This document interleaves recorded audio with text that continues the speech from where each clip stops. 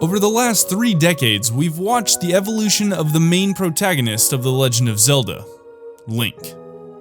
Game after game, we've stood side by side with each iteration of the hero. We've witnessed the pure spirit of courage wage battle against demise, trekked across the vast reaches of time with the hero in Ocarina, and now we've only just begun to know the strong-willed hero of the wild. With that said, there's one thing that's followed each one of these versions of Link, a trait that makes them special among all else in Hyrule. No, it's not you, the player, or his dreamy blue eyes. It's something more intimate with what it means to be the true hero of legend. Let's take a deeper look into what makes Link, Link.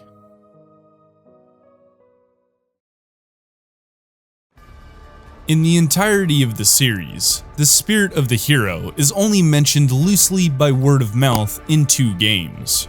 In order of release, that would be Twilight Princess and Skyward Sword. However, this spirit is allegedly present within every incarnation of the hero. At the beginning of the timeline, a great battle ensued against the hero of the sky and the original Demon King Demise. When the ancient hero struck the final blow, Demise placed a curse.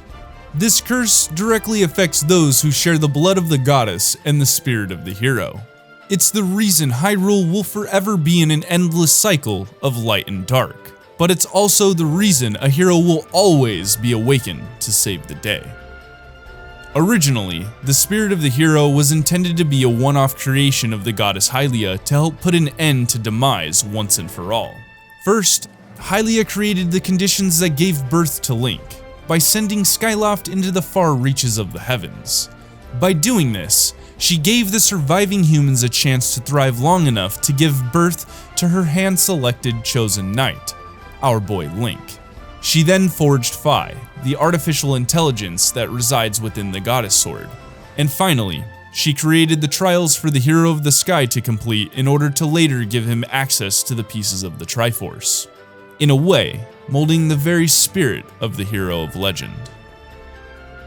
During the events of Skyward Sword, Link finds many different trials laid out by the goddess Hylia that will temper his soul, each one bestowing the hero with a new blessing until he can faithfully wield the complete Triforce.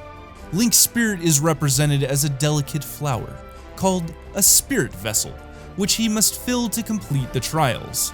Just like tempering the sacred blade in all of the required flames of the goddesses, the spirit trials set forth by Hylia are an essential part of why the hero of the sky was able to prove himself as Hylia's chosen knight. Without reinforcing his soul, Link would have not only been unable to use the complete Triforce, but he would have also been annihilated by Demise, squashed like a bug. Why is this exactly? Because in order to be Hylia's chosen knight, Link needed to have an unbreakable spirit. In the words of Demise, "Humans I've known were weak things, hardly more than insects shriveling under rocks, ready to flee at a mere glimpse of me. When last I walked this world, they did little more than scream and cling to their goddess, mewing and praying, counting on her to protect them. How amusing to think that those cowards begot someone like you." No other human before this point had the power nor the raw courage to stand against Demise. Hylia knew this would be the case, hence the preemptive planning on her part to temper the hero's soul. In the words of Hylia herself, "To face Demise and give the land hope, the goddess Hylia needed someone with an unbreakable spirit. That someone is you, Link. But spirit alone wasn't enough. You had to overcome many trials and awaken the hero within yourself so that you could wield that supreme power." The supreme power Hylia is talking about in this instance is the complete Triforce. With her final blessing, Link is able to complete the remaining spirit trial to unlock Skykeep, which houses the Triforce within. However, it's the sacred power of the spirit of the hero that makes this all possible in the end. Without it, Link would just be another Hylian cowering in fear, unable to properly use the relics gifted to him by the gods. The sacred power of the hero is exactly what makes Link special among all other Hylians. It's what gives him the ability to absorb the blessings from Hylia herself, it's what allows him to wield the legendary Master Sword, and it's what makes Link a paragon amongst his kind, able to best even the most skilled knights in battle as a child. Most of us know how this plays out for every other hero throughout Hyrule's history. Due to Demise's curse, each incarnation of the hero must prove himself by going down his own path to awakening the ancient spirit within, each one possessing the power Hylia once bestowed to the very first hero, and each one adding to its power as it's passed down from era to era. Its next referenced appearance being in Twilight Princess. After collecting all of the Tears of Light in the Faron Woods, the hero of Twilight meets the light spirit Faron, who tells the hero who he really is, loosely mentioning the spirit of either the hero of time, or if you'd prefer, the real ancient hero of the sky. The spirit Faron says, "It was a sign that the powers of the Chosen One rest within you, and that they are awakening. Look at your awakened form.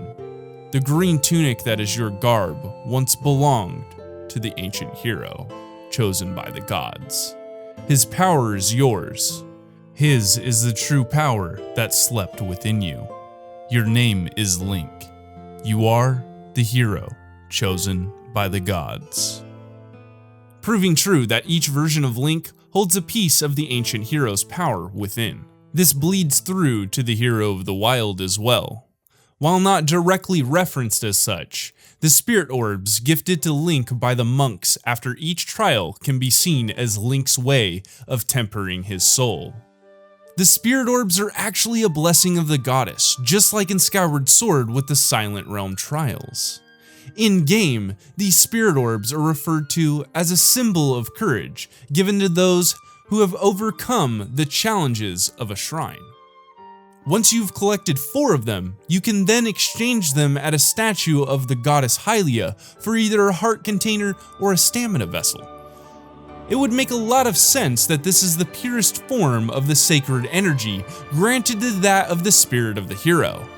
Not one mere mortal can hold that immense power other than the hero himself, hence the reason that it's locked behind 120 plus shrines.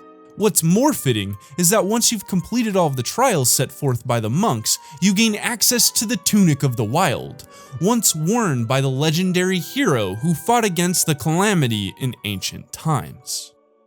Thus proving to the monks that Link is worthy of the title of the hero of Hyrule. He can then temper his spirit further by completing the 3 trials of the sword, unlocking the true potential of the Master Sword. Very similar to imbuing the blade in the 3 sacred flames in Skyward Sword. Finally, Link can take on the trials of the 4 champions, where he can strengthen his soul that much more by collecting the remaining spirit orbs, defeating the 4 blights one last time, and mastering his very own divine beast, the Master Cycle 0. Besides his own path and trials he had to face, what makes the hero of the wild's sacred power special is the 4 champions. Like Link and Zelda, the 4 champions are special individuals, who through powerful emotions, dedication, and vigorous training developed special abilities of their own. Rivali's Gale, Mipha's Grace, Urbosa's Fury, and Daruk's Protection. Because they all perished at the hands of the blights inside of their respective divine beasts, to aid the hero of the wild, each one of the champions blessed Link with their sacred abilities. With these powers fused with his own, it's as if the very spirit of the champions live within the soul of the hero, or at least that of the hero in Breath of the Wild. An example of this is when defeating the trials of the champions. After finishing the shrines, Link can fight each of the blights once more, essentially killing the fear that resides within his soul left over from each of the 4 champions. Facing their fears for them, Link is able to strengthen even the depths of his soul that house the abilities of the 4 champions, allowing him to tap into the full potential of their powers while fighting the final battle for Hyrule. Link is essentially a battery for sacred energy, a mere mortal able to take in the power of the gods and use it for good. That is what Link's purpose has been. He's literally a weapon filled with the sacred energy that the goddess can use at her will to strike down the evil that threatens the land. Sounds grim, but if it wasn't for Link and the spirit of the hero that's forever bound to his, countless lives would be lost and Hyrule would be forever engulfed in a never-ending darkness. And that concludes today's Zelda theory. Am I onto something, or am I just going crazy waiting to play Pokemon Sword and Shield? I'd be delighted to hear your thoughts down below. Oh, and by the way, happy Zelda month everyone! If you're enjoying my theories, please hit that like button, share the video around on the interwebs, and subscribe to keep up with my latest videos.